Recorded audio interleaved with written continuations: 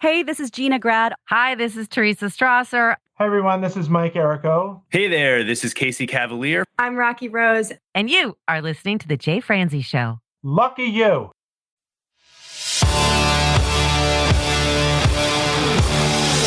Welcome to The Jay Franzi Show. A behind-the-curtain look at the entertainment industry with insights you can't pay for and stories you've never heard. Now, here's your host, Jay Franzi.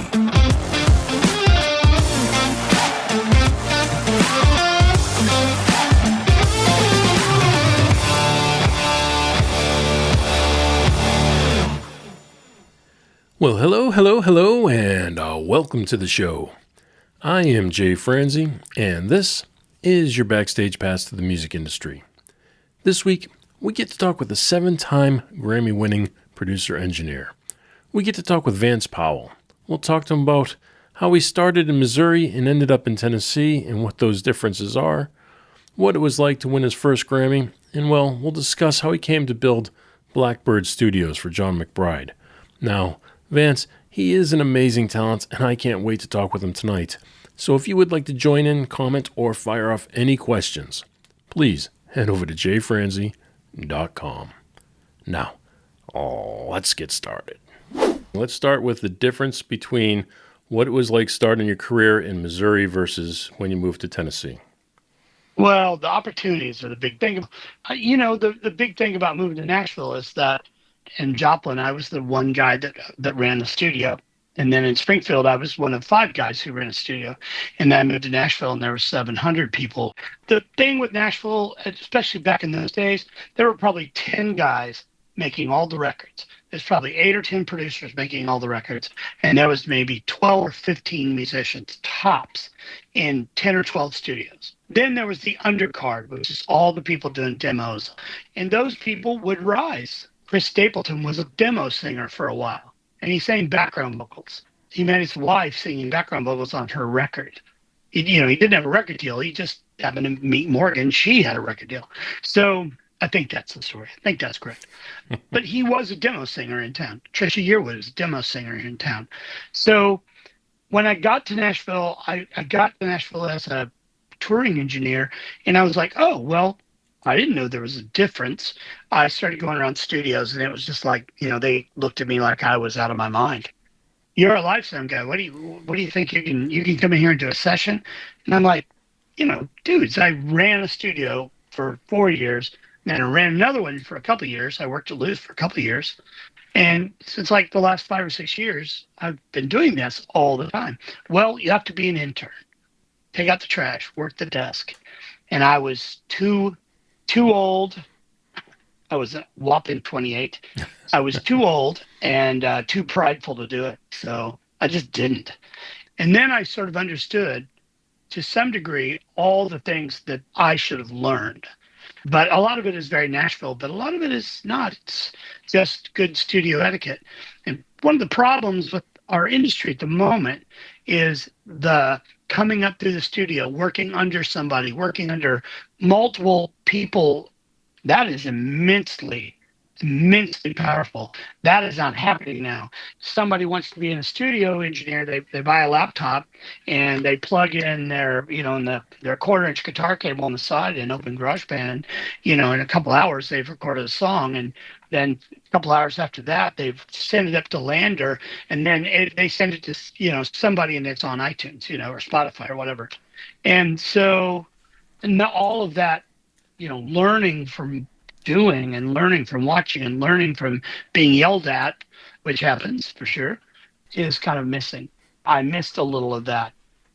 But while I was missing that, I was on the road as production manager, front of house mixer, or crew chief, depending on the gig. I was always sort of the guy that, knew all the answers. And so I kind of learned that this world that I'm living in here right now is relatively safe. Now, if I open up, one of these, tube compressors back here behind me somewhere, and I stick my hand in it, I might get shot and killed. But the road is way, way, way more dangerous. when you've got a 70,000 pound hanging above you and you've got a lot of people underneath it, you need to make sure you got your, all your I's dotted and your T's crossed. And so it's kind of a different thing. It's relatively easy to get or hurt, injured, maimed, killed on the road. And it's really hard to do it here in the studio. You mentioned a lot of things in there I want to make sure we cover. Let's step back to Missouri for one more quick second. What was the difference between the studios? Do we have to? I just want to know what the studios were like in Missouri. The studio I came up in had an Allen and Heath Burnell Syncon B console. It was a 32 channel, 24 bus inline console. Very British. Think like a little higher end Soundcraft. So was it intended to be a live console? No. This is studio, because it was an inline desk, so it was 24 buses, 32 returns, but 32 sends. So really 64 channel back in mix in that mode. But when I say like a Soundcraft, it's because I'm talking about the innards to get into the nerdy stuff. TLO-74s, TLO-72s. There's a whole bunch of chips that are all in a lot of those English desks. Therefore, they have a similar sound. Soundcraft, Allen Heath, for that matter, Neotex, SSL, all of those are all kind of the same chip-based format. Not Neves, not until later, not until the 5 Series Vs and all that. So it was a very cool, very powerful desk. We had a pair of 1-inch 16-track MX70s. We had a Cypher Digital Shadow synchronizer, which from the time I came on there in 86 to the time I left in 89, I got it to work one time. So that was really smart. DBX compressors. We had one reverb to start out, and that was the DN780, which I have one of right there because I love it so much. And then we had a Roland reverb, which I actually have one of. It's just up front. It's in my rack. SD 3000 or something. It's the reverb, not the delay. And then we had some Korg reverb with a remote. It was terrible, but it had a remote. That's the only way you could change it was with the remote, like a TV. Right. Stupid. And then we had like 4 or 5 414s and some 421s. And so was it a semi-pro clientele? it was not. It was all pro clientele, but it was a lot of like Southern gospel and local rock bands, that kind of vibe. And then I went from there to Springfield, Missouri. I worked at a club for about a year. I was moving there to go to work at Column 1, which was Lou Whitney's studio. And that had a Soundcraft TS2440 desk, a pair of Otari MTR90s, Studer A80 radio compact, and a B67 radio compact, tape decks. And cool outboard, had a Scamp rack, which I really love, and you can find them around now, but we used it all the time. It was great. Some good mics, nice piano. What was the recording platform there? The recording platform was tape, all tape.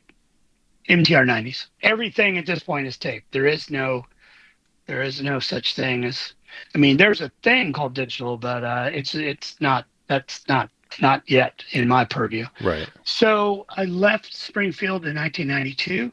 I worked there from late 89 to 92, somewhere in there. And I moved to Nashville, actually till 93. I moved to Nashville here in 93, but I started working here in Nashville in 92. I got a gig as the production manager for a house mixer for Tammy Wynette.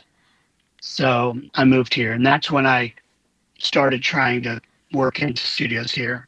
I did one session here. It went really great with a big A80, the big one.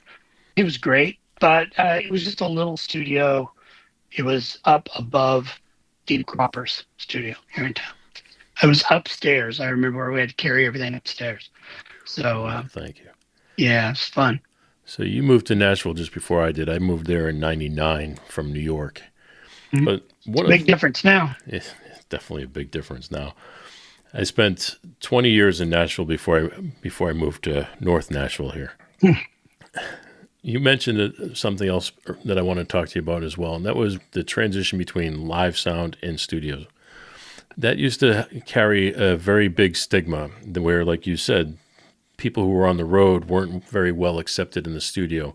And vice versa. Yeah. And I hear nowadays that that's changing.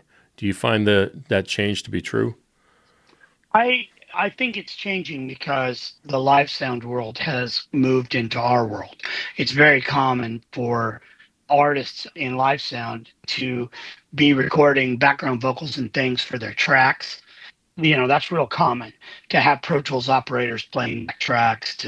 I do the radio broadcast for like any TV show, most for Chris Stapleton. In the 10 years that I've been doing the CMAs for him, I go sit in the truck with whoever's in there, and Jay or Eric or any of the guys that are in there, and every year they're like, "You're the only act with no Pro Tools playback." And I'm like, "Yep, never gonna be. Not gonna happen." And even doing like, was it the Grammy? I'm trying to think what it was. It was Grammys or something big. Chris was on. It was a TV show, and they're like, "Okay, roll Pro Tools," and they're just telling somebody to roll Pro Tools, assuming it's going to happen. And like during the rehearsals, the director calls that, and they're like, "Oh, there is no Pro Tools here." She goes, "Well, I don't care. I'm going to say it to every time. So roll Pro Tools." And they're like, "All right, well, it is what it is." You don't want to miss it on somebody who has it, right? Yeah, I don't want to miss it on somebody else. I don't want to write it down. I'm just going to say it's going to happen. So yeah, I think it has. I was a front of house sound guy first, and got into recording because I liked the permanence of it. I do a lot of I do a little schooling for the Blackbird Studio, and I went and did a little run of master classes down in South America. And then I did one at Sweetwater. And one of the things I'm always saying is, the two worlds can interact really easy, but one world has a different mindset.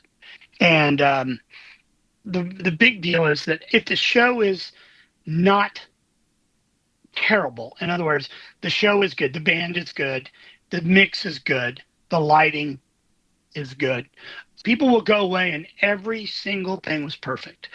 Now, you and I that sit behind the desk know that all kinds of cues get missed. Things are wrong. The guitar was too loud coming out of the chorus, and out of the solo. And, but nobody remembers it. And the best part is nobody gets to play it back. Right. They can only play it back in their head. And I always find there's another thing too, like records that I love sound amazing in my head. Like the experience of listening to Abbey Road on a $50,000 set of speakers in a really nice room, or any great record, is so much ingrained into my head how the feel of it. But on live sound, man, if you were there and it was the best show you've ever seen. You don't get to play it back again, period. You just don't. But on records, everything is about the permanence of it, because you're going to play it again, and you're going to play it again, and you're going to play it again, you're going to play it again, you're playing it again. And the client, the punchers, as we say, we don't say it, the English say, they're going to play it over and over and over again, and over again, and over again, and over again, and form opinions about it, positively or negatively. Like, they may really love this song live and hate the studio version. Love it in the studio. The band sucked playing it live. Right. So I love the studio where we can work on it. But budgets aren't the way budgets used to be, too. And sometimes we just can't, we have to turn records in. Now, at some point, somebody's going to stop paying me and stop paying for the studio and stop paying for things, and then start suing me if I don't just turn in the record. You know what I mean? But the beauty is that once all those problems, you've worked your way through it, you've sweated, you've done all the things you do, then a record comes out and all is forgotten. All the little tweaks that we made, that, we have to do this, right. On the 8th bar of the second chorus, the hi-hat is to come up a dB and then come down, because there's a figure I'm playing. Like, okay, sure. Great. Here you go. How about that? Oh, that's great. It's perfect. Yep. So much better now. 2 days later, I'm like, hey, do you remember that hi-hat thing? And they're like, no. What do you mean? Yeah. You know what I mean? So, you know, It happens. it's one of those things. But live sounds, guys have it great because they just get to walk away. And tomorrow's a brand new day. Well, with that said, which one of them do you find to be more challenging? Well, I'm not doing live sound now to save my life. It's too loud. I don't want to be deaf. It's too much. I have this little side hustle. I'm a live stream mixer for the band Fish. My side hustle. Now, all those things I just said about how permanence and, and people forget, let me tell you, mix a live stream for a rabid fan base. Right. Because they don't forget anything. They're like, there was Mike's sound wasn't right through the whole That first doesn't set. sound like it did in Georgia. It doesn't and then it's just like, and then, there's this great show in Hartford in 98 and they're not really, it doesn't sound like that. And, you're just like, okay, yeah. It's the Deadhead Tapers concept of that, but now more immediate, obviously. And, you don't get to go back. I don't get to go back and remix something if I screw it up. It's just, there it is. It's warts and all. There it is. What's the workflow like doing a live stream? Well, it's exactly like doing a show. I'm just at the end of 1,000-foot piece of copper out in a truck, 100 feet, 10 feet, 70 feet, 1,000 feet away. So we all have comms between us all. I am literally just the guy taking what's coming off the stage, microphone-wise, try to mix it like a record, but live, like a live record. We don't go back and fix anything unless something like really exploded Right. or a microphone stops working or something. But it's a very, very complex show. We have, it's going to sound crazy, but we have 460 microphone preamps under our deck. Because each one of us has 160 channels patched on stage. So there's 4 consoles. Each one has 160 of the same inputs split.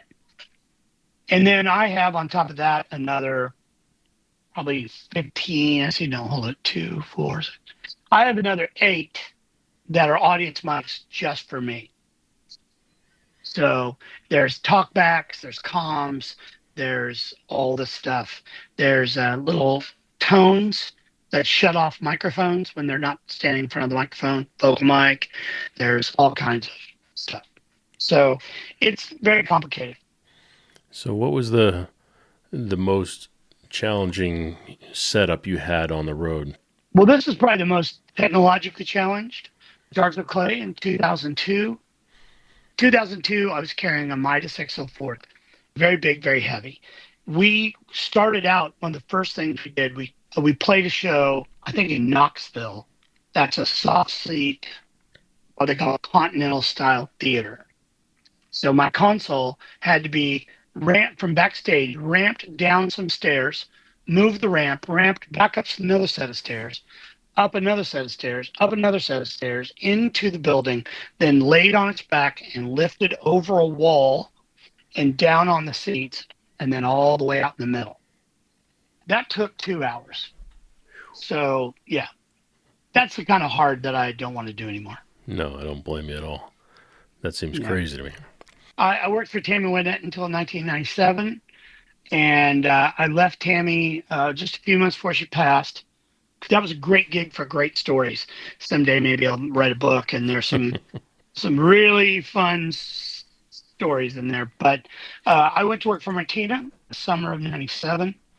John was traveling still with Garth, and that summer he was going to be in South America and Australia. And so I went out.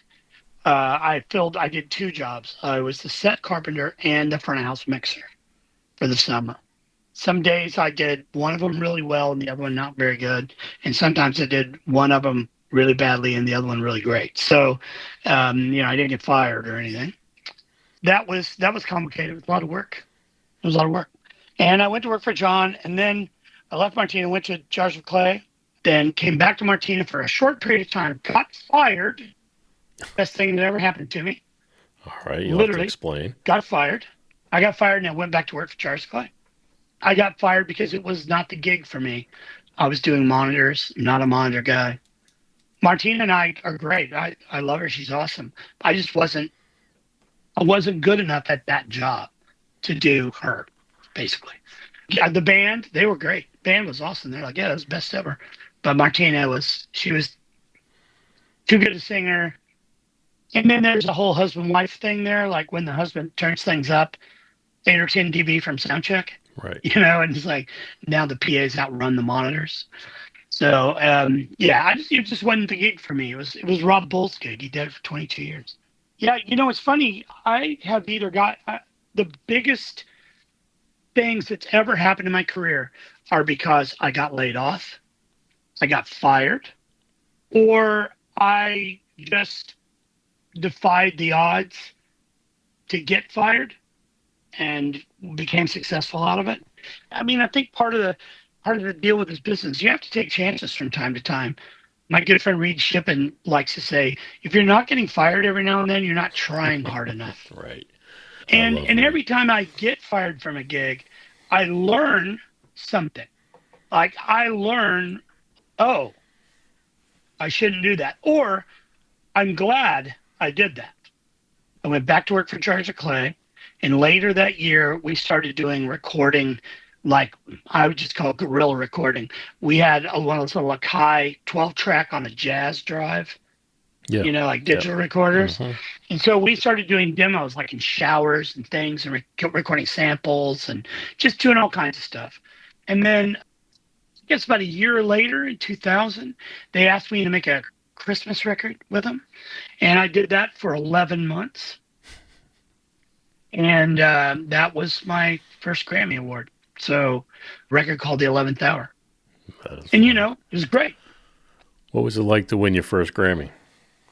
Well, the Grammys were yesterday, by the way. Right, yeah. And I lost one yesterday, so it's fine. So you'll have to tell me what it's like to lose one as well then. Oh, I've lost a whole bunch. I've lost a lot of them. I've lost way more than winning. I've got a wall of losing plaques back there. Yeah, I think I've been nominated like 22 times and, won 7. So there you go. The story is I was at home on the Sunday of the Grammys. This is before they broadcast it on the internet, right? And I got a phone call, and it was the lead singer for Charles Clay, Dan Hasseltine. He said to me, he goes, well, from this point on, you're a Grammy award-winning engineer. And I was like, whoa, wow, so the record won. He goes, yeah. He goes, so I want you to think about what you're doing right now and remember it for the rest of your life. What were you doing? I go, okay. He goes, so what are you doing? I go, well, I'm spraying dog food off my porch. There you go. It had snowed. It puts it all in perspective right there. Our little schnauzers do not like to go out in the wiener deep snow and poop. And so they had just gone over and pooped on the porch. And now the snow had melted, and I'm spraying it off. There you go. Won my first one. So it puts it all in perspective. So there you go. For sure. It definitely. I mean, the reality is, man, that's a really great one. My second was for Best Engineered Album. Before you get to the second one, okay, let's follow up on what it was like to lose one. Oh, well, see, that's the deal. I didn't lose one until I won the next one. All right. And then I lost 3 in one day. So I won one, the big one, which is Best Engineered Album for the Raconteurs. I lost one for Best Rock Record, which was the Raconteurs Consolers. I lost one for Buddy Guy. And then there was one other one. There were 4. I was up for 4 that year and won 1. So yeah, you go, oh, well, consolation prize. Hey. So at that point, did you expect to win? No, not at all. You never expect to win, ever. So if you're not expecting it, then it probably doesn't hurt as much, or does it? I got to be honest with you, man. You win one, like after that, like what do you? I mean, the best part about it is that the Grammys, unlike some other awards that will remain nameless, are peer reviewed. your peers are voting for you. That's a big deal. It's not just random people who can buy a ticket or some sort of America's Got Talent people call in. It's nothing like that. You have 11 votes for the Grammys for 100 categories. And you have to pick 3 categories to put your 11 votes in. So, I can't vote on Best Tejano record. First of all, I don't know shit about it. And secondly, I can't do it because I'm not going to give up my vote for something I care about. But winning is awesome. It's a great feeling. Losing is like, I'm glad somebody, hopefully it's somebody you like. Yeah, a friend of yours. Or a band or an artist you like. I have lost one to somebody I was not a big fan of. I won't tell you who it was, but, and it was one of those ones you go, really? Lost one to Taylor Swift, so can't argue with that. No. And I lost one to Adele. I was surprised Taylor Swift didn't do too well. Some years are people's years. It's just one of those things. Yeah. Well, let's go back to Blackbird for a second because it started, small. It was John's pet project that blew up into a complex. So originally it started out while I was working on the Jars of Clay record. He started calling me and saying, "Hey, on your way home from the studio, come by the house." So I'd go by the house. He'd have some amazing bottle of wine, and sometimes Martina would cook, and we would sit out back by his pool, which is gorgeous, and we'd talk about building the studio that he wanted to build. And first of all, it was going to be on his tennis court. It was going to be a pool house.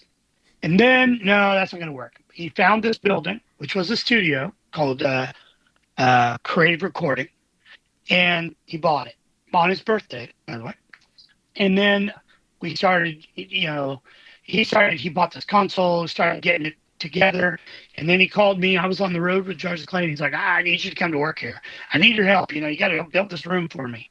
So I did. I had kind of done some of this anyway, studio building, part of it. Not at that level, believe me. But, once you build one, you just keep, it just keeps bigger and bigger and bigger. It was supposedly, hard word for me to say, supposed to be a $1.5 million build. He paid $500,000 for the studio, I think, the build, and then a couple $100,000 to renovate the building. And he had bought this console and all this. And at some point, we bought this beautiful armoire to put in a closet to hold microphones. So he'd started to buy some microphones. That armoire lasted 3 months. And then we had to build a room with cabinets in it. And then we had to build another room with cabinets in it. And then we expanded on the studio and built it on the mic block that you see now, which is half of it because the other half is up front where we built the original cabinet.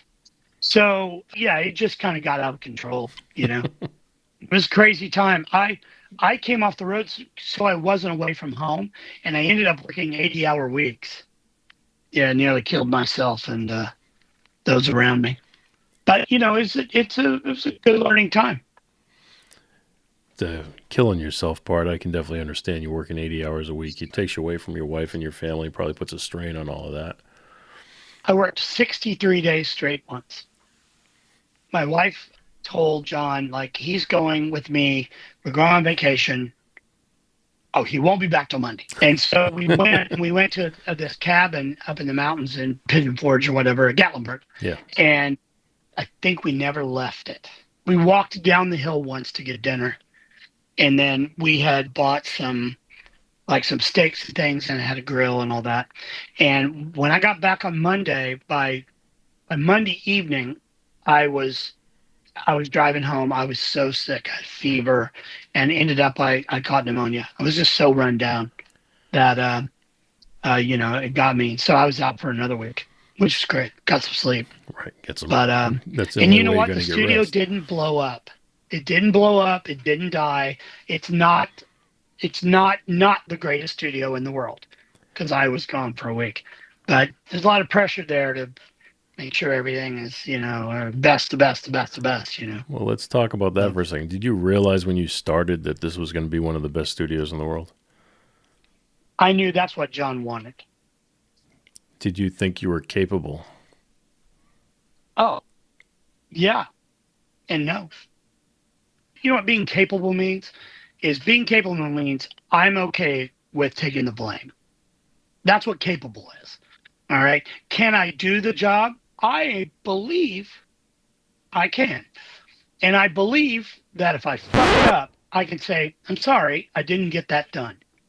That's what being capable is, and not pointing fingers. So, yeah, sure. I'm pretty smart. I mean, not to sound like a smarty pants, but, I'm pretty well versed in a lot of things. And even my time not working in the Nashville system, to some degree, my touring experience meant that I could solve problems very fast. A very fast problem solver. And in the studio business, mime is money, as Billy Crystal once said famously. But yeah, time is everything. So you don't want to be down. You don't want anything. I worked at Blackbird from 2002 until 2010. And in my time there, that 8 years, there was never a single day ever given to a client because a Pro Tools system didn't work, a console didn't work, a piece of gear didn't work, or we had to just give them the day. Now, some of that was the fact that we had 25 U47s, and some of it was the fact that we built infrastructure that allowed people to throw us curveballs. And then some of it was we had crazy but relatively accomplished tech until we had a great and accomplished tech. So, those things are really important. You mentioned those microphones. How important was that mic locker to the clients that were coming in? It was very important. Yeah. The mic locker, the space, the console. I mean, the 8078. It's funny because when the 8078 was bought, we had a little powwow with some of my friends, Jakir King and I, and a couple of people in town, because there was a guy in England who was doing a little bit of mods on the 78. Now, Fred Hill had done a lot of great mods, and Fred Hill was a great guy. We did not bring Fred in. I have worked with Fred building the Jack White desk, and Fred's great. He's crotchety, kind of an asshole, but he's really great at what he does. We didn't bring him in. We should have. I wish we would have. Fred had a lot of mods, but one of the mods was that the 8078 had a front-rear panner. It's just part of that era of desk that people thought that quad might happen, or that quad would get used in film, which it did later, sort of. But we wanted to take the front-rear panner and change it into a send to tape, and then make the big fader a return to tape. I now think, in my opinion, that's a mistake. That was a mistake. We shouldn't have done it. Some of the other mods that were done to the desk were really great. Direct out of the preamp was great. Replacing all of the chip modules in the console, because the 8078 is not all discrete. Ours, Blackbird is. It is all 440 modules, all discrete transistors. Those are all really great mods.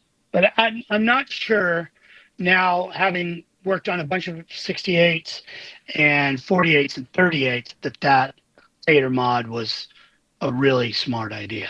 But it's too late. It's done. But why? What changed your mind?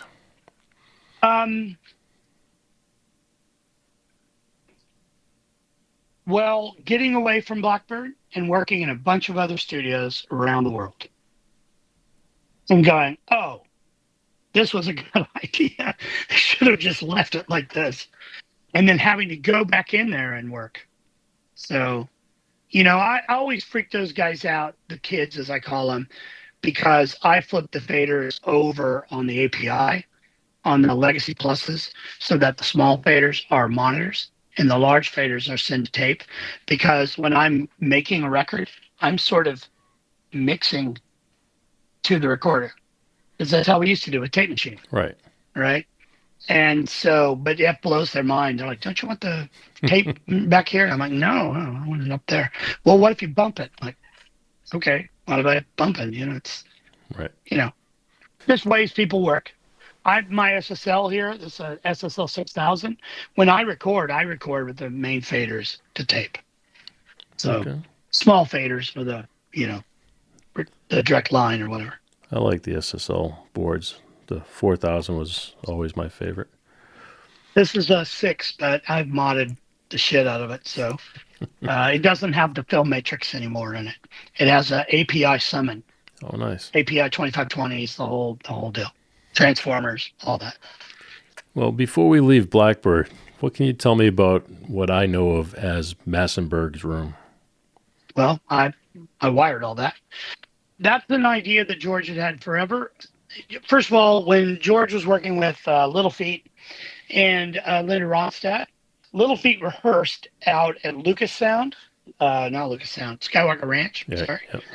And George built some D'Antonio, like Skyline gobos. He made some gobos out of them so they could sort of close off the soundstage a bit. And so he wanted to build a room of just that massive diffusion. Basically, him and John said, "I want to build the greatest mix room ever made." And he's like, "I got an idea for you." And then they off to the races. And so the big thing I can tell you is that room is very heavy. There is 90 tons of MDF on the wall, except it's not actually on the wall. It's floating on a foot on the floor, that's floating on the floor, which is rubber, that's floating on a 1 foot thick concrete slab that's floating on a foot of rock wool and plywood that's floating on top of a concrete slab on top of 9 inches of lime gravel. So that whole entire room is a room inside itself. It was a 40 by 30 room. And then the walls came in. The roof diffusion is extension. Basically, he just picked a piece of the big wall diffusion and then scaled it. And then they built it like a cabinet. And there's probably a ton of rock wool in that ceiling, which is crazy to think about. And then in the corners above the C in Blackbird, you can see these these round pieces. Those were vinyl mat, like the weighted mass diffusers where they vibrate at a certain frequency. They absorb a frequency because it was found in the corners. There was a bump at 93 cycles. So they tuned those to take the bump out.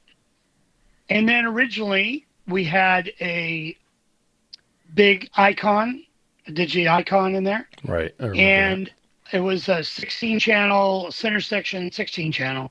And after about 5 minutes of being in there, George was like, "This is the dumbest thing ever." I have to go completely out of the sweet spot to mix on faders. It'd be so much better if it was just all, just this piece. So I knew these guys who do construction work or metal work. They build sets. They came in and they built custom wheels and carts for the center section. Then we built a custom cart and wheels for the 2 fader banks. And we made it so the whole thing could just roll around because it's just Ethernet cable. It's the whole thing. It could just roll around, and that's how George's room ended up being. It's a brilliant room for listening to music. It's the best listening room in town, period. It takes a little bit of getting used to mix in because it has no compression. Now, what I mean by that is if I come in here and I have ATC 110s, right, and I crank these things up, I can feel the room, the air, and the volume in the room compress.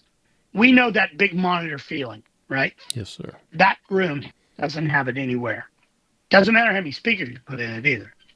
It just gets really loud. You get the low end, you just don't get the sensation of it pressing on you. And that's because it's just so broken up. So with that said, did the room accomplish what you wanted it to accomplish? It's still there. Still working. Well, you say it's the best room to listen to music in, and it's a tough room or challenging room to mix in.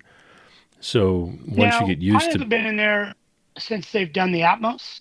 The only complaint I ever had, and this is not a complaint, is that there was too much floor. Too much floor. Because it's a big room, it's a pretty big room.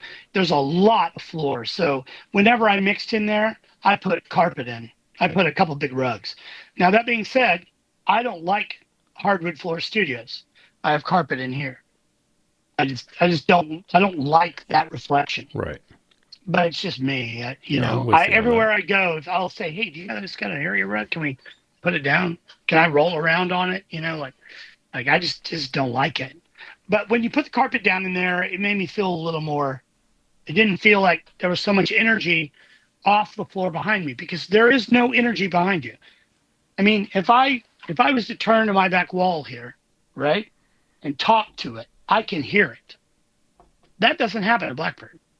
Yeah, so I'd have to it's a big bunch of shit back here. Right. But if I talk to it, I can hear it.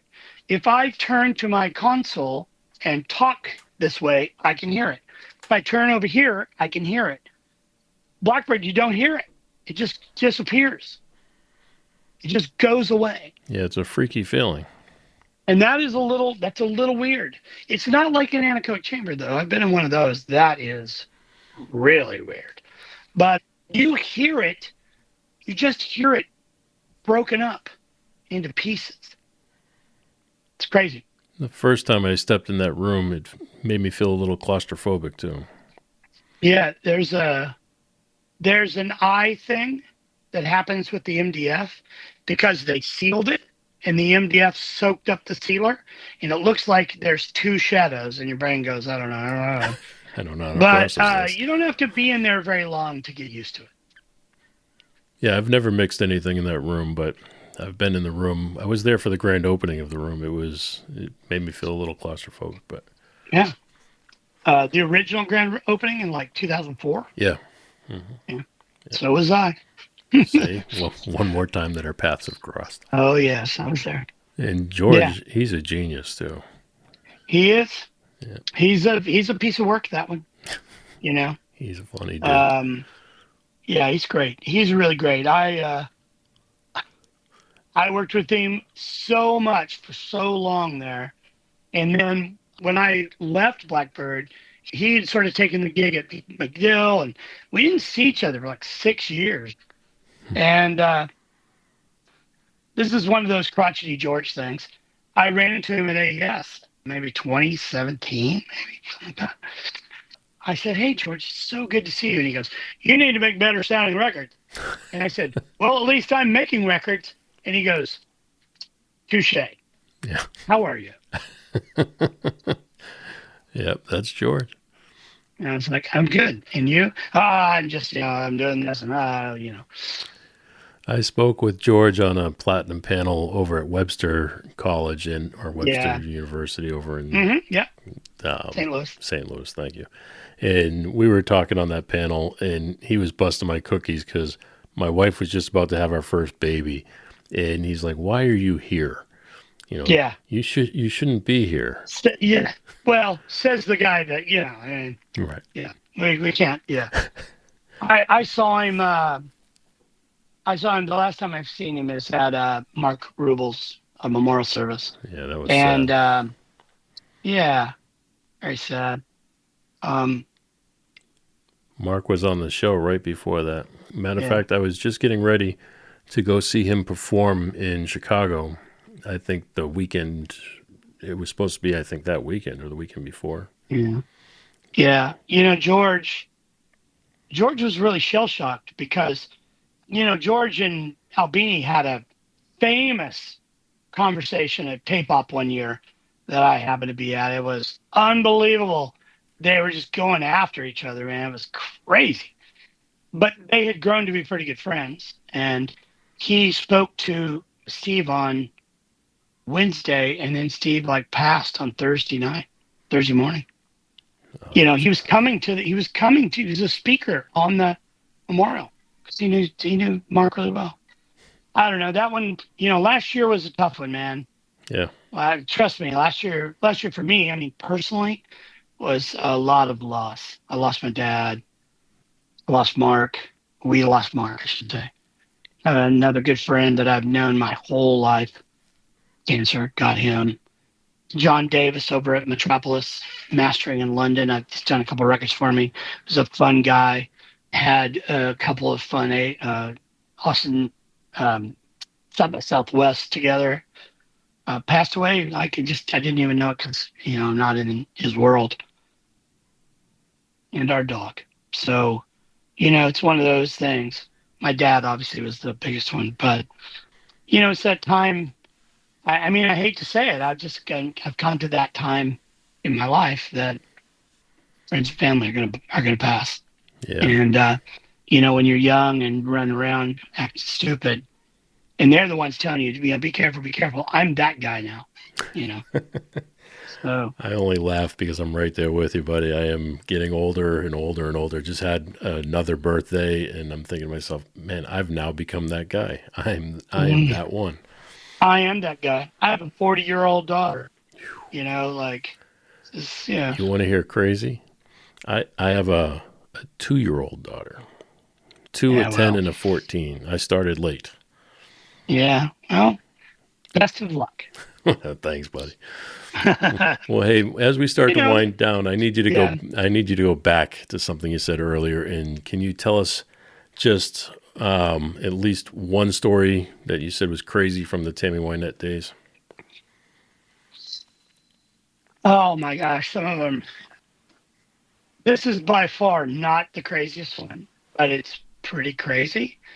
Every 4th of July, Tammy Wynette would play this little tiny stage in the corner of a baseball field in Malden, Missouri. Now, Malden, Missouri, you don't have to go look it up. It's kind of above the Boot Heel. Okay? It's above the Arkansas border. It was the home of her husband, George Ritchie. So we played that show one year with Jerry Reed. Now, we played a bunch of shows with Jerry Reed that year. They had shared the same booking agent. And so Jerry would open and then Tammy would play and whatever. So Jerry Reed came and opened the show. Now, this ball field, and it's a ball field, like a little league ball field. Right. People would just bring their chairs and set up and then watch the show. And then after it, behind the ball field, behind the stage, was a racetrack, not a racetrack, airfield, like an airstrip. They'd shoot off fireworks. Okay. But to get in there, there's basically 2 roads in. One runs right by the ballpark, and one way down that the police don't want you going down to go there. So they're not letting people go down that way. There's one way in and one way out. Parking was over across at another ball field. All right. So after the show, we get done. We throw our junk under our I think we had a truck then. Throw it in the truck. And then we went to go find the runner to go to our hotel to clean up. Now, the hotel is down the same road that everybody else is trying to come and go. But we're trying to get out of there before the fireworks happen, okay? Or while the fireworks are going on. So I go, hey, where's the runner? My tour manager says, hey, runner's out back, van door's open. I go, great. I go out there, and sure enough, there's a van, and the driver door is open. I get in this back side door. My monitor engineer, my tech, and lighting guy get in. We slow the door. And about 2 seconds later, Jerry Reed jumps in the front seat and he goes, you going to the hotel? And we're going, yeah, it's good. Puts in gear, closes the door, and out the back we go. And I'm thinking, because Jerry's bus wasn't there, so I'm thinking it must be at the hotel, whatever. Now, on the radio at this moment in time, he's got like WSM, and it's the news. And they're like, I don't remember the singer, so I'm going to paraphrase. I think it was Jeannie Seeley, but they're like, country singer Jeannie Seeley was hospitalized tonight for exhaustion. And Jerry's like, oh, that's the biggest fucking shit ever. This is the easiest job ever. Because what we do. We walk on stage, we sing for 30 minutes, and then we walk off. It's the easiest job ever. She's on drugs or drunk or something. That's the deal. You're not canceling a show because you're exhausted. That's BS. He's just railing, and we're just sitting in the back going, okay, sure. He goes, how the hell do I get out of here? We're like, down that road. He goes, well, there's too many cars. He goes, what's that over there? I go, well, that's a golf course. He goes, perfect. Goes off road, cross the golf course, cross the cart path, cross the little road, another little road, onto the golf course to the next one. And he's coming up to, there's like a creek. He pulls over onto where, now he's bypassed maybe 2 blocks. It's not that much. 2 fairways. But he's driven across them, which is awesome. He rolls down the window, and he pulls up to this line of cars, and he goes, hey, I'm Jerry Reed. Let me in. The guys are, oh, Jerry, okay. And he kind of pull over. He squeezes in and goes right over this little bridge, right down the road, kind of in this halfway in this ditch, down this driveway, pulls up front of the hotel, and he says, you guys out. We get out, close the door, he leaves. I never saw him again in my life. Actually, true story. He leaves. Okay, we go to the hotel, we go upstairs, we get a room, we shower. I come out, my radio's going off, so my tour manager goes, where's the van? And I'm like, well, I don't know. He goes, what do you mean you don't know? He goes, where are you? I go, what's the hotel? He goes, how'd you get there? I go, Jerry Reed drove us. The runner's still Did back Jerry at the Reed show. take the van? I go, yeah. He goes, oh, man. He goes, the runner saw somebody get in the van and leave, and it's got the police looking for it. I go, well, Jerry Reed took it. He goes, you're telling me Jerry Reed took the van? I go, yeah. He goes, all right. He goes, can you go see if it's out back? I go look, and out back, sure enough, there's the van. Not locked up, but just keys on the seat. He had just gotten his bus and left. So, that was fun. That's awesome. I saw some interesting stuff, for sure. What are you working on now? Right now, I am finishing a Daniel Donato record. He's a young kid from here in Nashville that I first saw playing on the street in Nashville at 14. He is a gunslinging, telly, speed demon kid. But he's got a little band called Daniel Donato's Cosmic Country. They're kind of a country jam band. They play pretty cosmic country. You know what cosmic means. They play 3-hour sets, and they're really good. So I'm working on that. I'm worked on that today. This last year, I did a Little Feat record. I produced a Little Feat record. That was cool. That'll be coming out here March. I did the 10th record for one of my favorite bands and group of people in the world, a band called the Inspector Clouseau. They're from Gascony, France, and they play rock music with a drummer and a guitar player. They're on Fuck the Bass Player Records. That's their record label. It's pretty hilarious. And they're really good. They're also organic farmers, which is a whole nother part of their thing. And they're the best hosts ever. My wife and I, my daughter, spent a week with them in France, and we ate some of the best food ever, and it all just came out of their farm, just like fresh. All right. How did you get hooked up with them in the first place? They wrote me a letter, and they were like, we really like what you do with Jack White and wonder if you would work with us. Okay. And I played one song, and I literally wrote them back like immediately. And then they wrote back like, oh, we didn't think we'd get an answer. I'm like, yeah, let's do it. Because it was cool. And so, yeah, love them. So does France put out good music in general? They make better wine. All right. Fair enough. And cheese and bread. But there's a bunch of great French bands. I mean, there's the Inspector Clouseau. You just don't hear much. Yeah, beyond that, I mean... or at least you don't hear much that makes it over to here. That's why I'm asking. Yeah, there's a band like called Phoenix. They're French. Actually, to be honest with you, all kidding aside, Phoenix are great. My favorite French band is Air. A-I-R, Air. They do a lot of cool soundtrack stuff. They're great. You've heard them. You just didn't know you've heard them. All right, let's talk about your room there. I mean, you get your own studio now, right?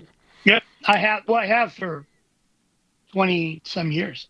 I built this, not this room, but the old Sputnik. I moved into it in 2006. So next year will be 20 years. All right. So we see the SSL 6000 there, and we see all that gear behind you. Yeah. What kind of live room do we have? My live room is It's like 19 by 22. It's got a 15-foot bolted ceiling. Then there's a couple booths. There's 1, 2, 3 booths here. And then I use my hallway. I have a B room up above this, over here, over there, over there. And we use it, when we're tracking, if we need ISOs. Yeah. There's more gear over here. You can't see a bunch of tube gear, 300s, 610s, RCAs, old Bertrand, Mike Pre. And I've got this cool old 1969 PV PA600 mixer with big bakelite knobs and old germanium transistors. And yeah, I got a whole lot of big grabby things. And there's some, Mike Pre's, RCA Mike Pre's right there from late 40s. Those are BA11s. Neves. My console has no pre's. Oh, really? It's a film desk, so it only has dual line, which is actually great because I get 2 inputs for one all the time. Like if I want to use perfect example is like B3 and Rhodes. Okay, well, I have a submixer over here. I have a Neotech mixer right there. I submix the B3 into 2 channels. I put it on the A input, and I put the Rhodes on the B. So I use the same faders on the desk and switch between them. So it's kind of cool. But most of the time, I figured out, the SSL, the interesting thing, you've used one, you put it in mix to mix, right? Mm-hmm. It's not really the coolest way to do it at all. The only thing you gain by hitting the mix button is the panner down here at the bottom of this channel strip. It's the only thing you gain. What you lose without jumping through hoops is the ability to send things to buses. Because you have to float and all that, which means you lose the channel. Now, if I leave it in record, or basically I put it in replay, which is like record, but you get the studio monitors, right? You can talk to the studio monitors and you can send things to the studio monitors. If I put it in replay and then I flip the inputs, so the tape inputs now see the line input, and then the second input, which is normally the mic pre, mics don't have any mic pre's, so it's all lines. Those I patch into and I get another 32 or 64 inputs. So these faders, the main faders, now will send to the buses and stereo. It'll send to all 3 stereos and all 32 buses. Any of those buses, right? And all these returns are now parallel returns or aux returns that don't get automation. Really, really, really great. And I've gone through the listening tests. There's not enough difference to hear the difference. Not really. That's very, very cool. So I re-switched the whole console. We recapped it 2 years ago. Yeah, it's got a lot of mods. What part of the city is it in? We're in Berry Hill. Okay, so you're right over there. Peter Frampton's my neighbor. Oh, nice. Polmoke, 3 doors down. Frampton, across the street. So what street are you on? I'm on East Iris. Okay, so you're right there. Up by the police station. Yeah. Yeah. I'm just by the police station. Just so everybody knows. Just so everybody knows. Right by the police station. I love it. All right, sir. Well, we do this thing here we call Unsung Heroes, where we take a moment to shine the light on somebody who works behind the scenes or somebody who may have supported you along the way. Is there anybody you would like to shine a little light on? All the guys who have assisted me. Do you have any regular assistant? I do. I am blessed by having 5 really great assistants. My first one is a young kid, actually, to be honest with you, 6. Jeremy Cottrell, who is now one of the chief educators of Blackbird, was my first assistant. He's been there now 25 years. My second assistant is a young kid named Joshua Vance Smith. He worked with me with Jack White for a long time. He's a Grammy winner. After I stopped working with Jack because I was too busy, which is actually the truth, he stayed on for quite a while until the last record he did, which I think is called Boarding House Reach. That was Josh's last record. And now he's building studios for a guy here in town, and has his own and all that. My third assistant was Mark Patacci, who's a really great guy, still making records, but he did Jason Isbell's Southeastern, which is a Grammy winner. I had a young kid from England come for a couple of years with me named Eddie Spear. He's gone on to do a lot of big stuff. Brady Carlisle, he's a multiple Grammy winner. And then Michael Fahey was my assistant for 8 years. And he left a couple of years back, 2 years ago now, just now. He has been working on his own, doing the thing, building up doing the deal. And he's worked with Warren Treaties, worked with a whole bunch of other people. And then my current assistant is Cohen Terry. And I've asked more of him in some ways because I took him on the road with me when we go do Fish. All right. So, him and I just got back from Cancun yesterday. So, yeah, which was, not a bad. bad gig for him. Yeah, we worked 4 days. Well, we worked 5 days. Well, we worked 6 days, but we were there 7. So we worked a little bit on 2 of the days. Then the other 4 days were show days. But yeah, so he goes out and does this little weird road thing that I've been doing all last 2 years. So, and we don't work a lot, maybe 30, 40 shows a year. A big thanks to Vance for taking the time to share his stories with us. And as always, thank you for taking the time to hang with me here. I really do appreciate it. If you know anyone that would enjoy this episode, please be sure to share it. You can do that and find the links to everything mentioned over at jfranzi.com/episode 118. Thanks again for listening, and I'll see you next week. Thanks for listening to The Jay Franzi Show. Make sure you visit us at jfranzi.com. Follow, connect, and say hello.